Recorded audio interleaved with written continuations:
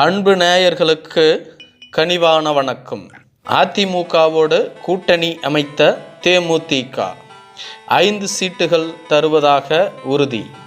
தேமுதிக கடந்த நாடாளுமன்ற தேர்தலின் பொழுது அதிமுகவோடே கூட்டணி அமைத்து போட்டியிட்டது. இந்த கூட்டணி என்பது 2021ஆம் ஆண்டு நடைபெற்ற சட்டமன்ற தேர்தலுக்கு முன்பாக முறிந்தது. எனவே தேமுதிக தற்பொழுது கூட்டணி கட்சிகளோடு இல்லாமல் தனித்தே செயல்பட்டு வருகிறது. தேமுதிகவினுடைய நிறுவன தலைவரான திரு விஜயகாந்த் அவர்கள் சமீபத்தில் மறைந்தார்.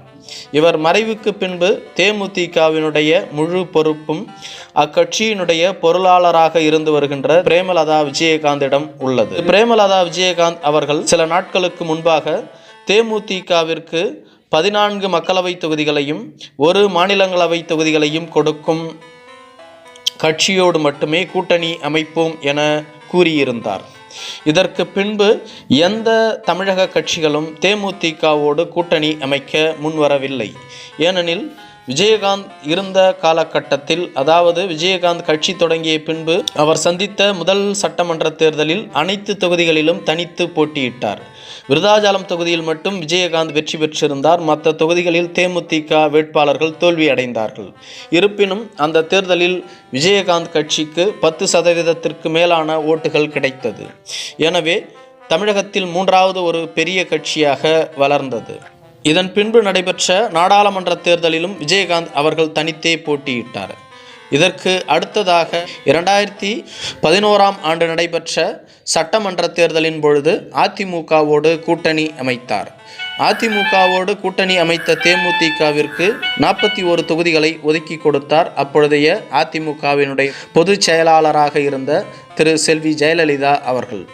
இதில் 29 இடங்களை தேமுதிக கைப்பற்றியது.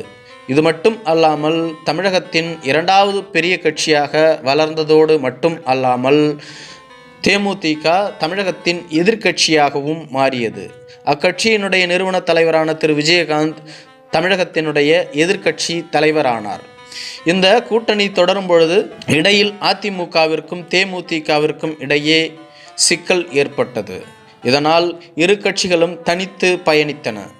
2016ஆம் ஆண்டு நடைபெற்ற சட்டமன்ற தேர்தலின் பொழுது தேமுதிக, திமுக, அதிமுக என்ற இரு கட்சிகளோடும் கூட்டணி அமைக்காமல் புதிய அணியை உருவாக்கியது. அதாவது மக்கள் நல கூட்டணி. 2016ஆம் ஆண்டு மக்கள் நல கூட்டணியில் தேமுதிக முதன்மை கட்சியாக விளங்கியது. அக்கட்சியினுடைய தலைவரான திரு விஜயகாந்த் முதலமைச்சர் வேட்பாளராக முன்னிறுத்தப்பட்டார். இந்த கூட்டணியில், மக்கள் நல கூட்டணியில் தேமுதிக, மதிமுக, மார்க்சிஸ்ட் கம்யூனிஸ்ட், இந்திய கம்யூனிஸ்ட், விடுதலை சிறுத்தைகள் மற்றும் தமிழ் மாநில காங்கிரஸ் கட்சிகள் இடம்பெற்றிருந்தன. இந்த தேர்தலின் பொழுதும் அதிமுகவே வெற்றி பெற்றது. செல்வி ஜெயலலிதா அவர்களே முதலமைச்சரானார். இதன் பின்பு நடைபெற்ற மக்களவை தேர்தலின் பொழுது தேமுதிக பாரதிய ஜனதா கட்சியோடு கூட்டணி அமைத்து போட்டியிட்டது. இந்த கூட்டணியில் பாரதிய ஜனதா கட்சி, தேமுதிக, பாட்டாளி மக்கள் கட்சி, மதிமுக போன்ற கட்சிகள் இடம்பெற்றிருந்தது. இந்த தேர்தலில் தேமுதிக கூட்டணியிலான அணியானது தருமபுரி தொகுதியையும் கன்னியாகுமரி தொகுதியையும் பெற்றிருந்தது. தருமபுரி தொகுதியில் திரு அன்புமணி ராமதாஸ் அவர்களும், கன்னியாகுமரி தொகுதியில் பாரதிய ஜனதா கட்சியினுடைய வேட்பாளர் திரு பொன் ராதாகிருஷ்ணன் அவர்களும் வெற்றி பெற்றிருந்தார்கள்.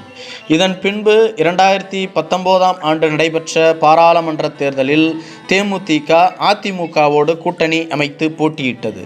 இதில் அவர்களுக்கு 4 இடங்கள் வழங்கப்பட்டது. வடசென்னை தொகுதியில் அழகாபுரம் ஆர் மோகன்ராஜ் போட்டியிட்டார். கள்ளக்குறிச்சி தொகுதியில் அக்கட்சியினுடைய அப்போதைய பொதுச் செயலாளராக இருந்த LK சுதீஷ் அவர்கள் போட்டியிட்டார். திருச்சி தொகுதியில் டாக்டர் வி இளங்கோவன் போட்டியிட்டார். விருதுநகர் தொகுதியில் பி அழகர்சாமி அவர்கள் போட்டியிட்டார். இதேபோன்று அதிமுக கூட்டணியில் பாட்டாளி மக்கள் கட்சியும் இடம்பெற்றிருந்தது. ஆனால் இந்த முறை தேமுதிகவிற்கு ஒரு இடம் கூட கிடைக்கவில்லை. 2021ஆம் ஆண்டு நடைபெற்ற சட்டமன்ற தேர்தலின் பொழுது அதிமுகவானது பாட்டாளி மக்கள் கட்சிக்கு 21 தொகுதிகளை ஒதுக்கியது. அதேபோன்று தேமுதிகவும் தங்களுக்கும் 21 தொகுதிகள் வேண்டும் என்று கேட்டது. ஆனால் அதிமுகவோ தேமுதிகவிற்கு அந்த அளவு தொகுதிகளை ஒதுக்க முன்வரவில்லை. இதனால் மார்ச் மாதம் 2021ஆம் ஆண்டு கூட்டணி முறிந்ததாக அக்கட்சியினுடைய பொதுச் செயலாளர் திரு எல்.கே. சுதீஷ் அவர்கள் அறிவித்தார். இது மட்டும் அன்று சி.வி. சண்முகத்தை கடுமையாக விமர்சனமும் செய்திருந்தார். இதன் பின்பு தேமுதிக தனித்து பயணித்து வந்தது. தற்பொழுது தேமுதிகவானது பாரதிய ஜனதா கட்சியோடு கூட்டணி அமைக்கும் என்று சொல்லப்பட்டது. பாரதிய ஜனதா கட்சியானது தேமுதிகவிற்கு 3 மக்களவை தொகுதிகளையும் 1 மாநிலங்களவை தொகுதியையும் ஒதுக்கி தருவதாக கூறுகிறது. இதனால் தேமுதிக பாரதிய ஜனதா கட்சியோடு கூட்டணி அமைக்கும் என்றும் கூறப்பட்டு வந்தது. ஆனால் தேமுதிக அதிமுகவோடும் தொடர்ந்து பேச்சுவார்த்தையில் இருந்து வந்தது. அதிமுகவுடனான பேச்சுவார்த்தையானது 23ஆம் தேதி தேமுதிக இடையேயான பேச்சுவார்த்தையில் இது இறுதி செய்யப்பட்டு விட்டதாகவும் கூறப்படுகிறது. எந்தெந்த தொகுதிகள் என்று இன்னமும் முடிவாகவில்லை. அதே சமயத்தில் 5 தொகுதிகள் ஒதுக்கி தருவதாக கூறிவிட்டார்கள். அந்த தொகுதிகள் கள்ளக்குறிச்சி, மதுரை, சென்னையில் 1 தொகுதி, விருதுநகர், ஈரோடு போன்ற தொகுதிகளாக இருக்கும் என்றும் கூறப்படுகிறது.